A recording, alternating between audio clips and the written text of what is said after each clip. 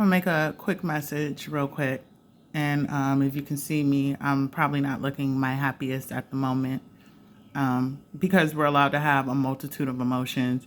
I was just talking to my daughter last night because we watched a show where a black woman, it was a reality show where a black woman was provoked over and over again until she finally got upset. And then when she finally got upset, then she was being called aggressive and she had an attitude.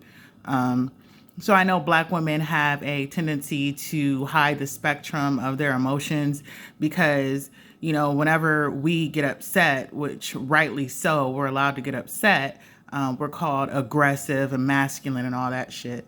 Um, Latinas are called spicy.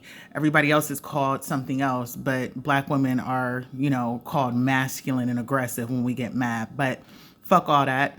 I'm allowed to be angry. I'm allowed to be happy. I'm allowed to be sad. I'm allowed to have a wide range of emotions. But the quick thought I had today was like examining my life. I'm like 2 years out of a divorce, and divorce is very challenging. It's not over when you sign the papers, especially if you have kids. You have to to deal with that person, um, you know, for a long time if that person is somewhat engaged with the kids. Um, but I was sitting here thinking about some of the obstacles that I have, and I was just examining like some of the obstacles I've had because of the union I had with the person that I married.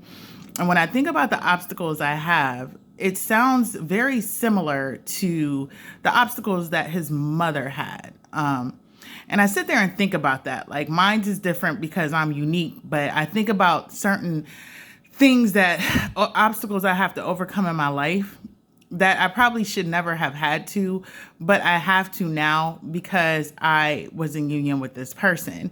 And it just makes me think about a statement somebody made. Some of you women are raising your sons to be the exact kind of man that you would not want, right?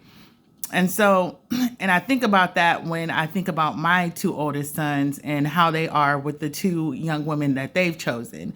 Are their relationships flawless? No, but they care for the women that they're with, and they provide for the women that they're with to the best of their abilities, right? And they're young and they're figuring out stuff with this whole gender bullshit still floating around, but I'm noticing that they've done more for the young ladies that they've been with, and they're not even married to, than I had when I was actually married.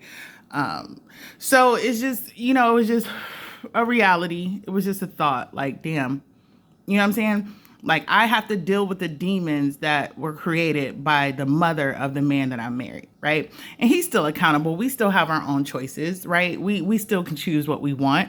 But, if we want to act like how you're raised doesn't matter, then we wouldn't have parents. Then we wouldn't be children. Then we wouldn't be up underneath somebody. I can't speak for the men in their situation because they weren't present. So the only person who was there was the mother, right? And so now I am overcoming. I am, and I will overcome the obstacles that were put on my path. But I just think it's really fucked up, that women aren't aware of what the fuck they're putting out into the universe, right? And so I've done my duty and my due diligence as a mother to make sure my sons won't be that way. I'm doing my due diligence as a mother to make sure my daughters experience something better, right? But this is a part of breaking generational curses. The generational curse breaker probably goes through a lot because they're breaking curses. They're not content in the curse.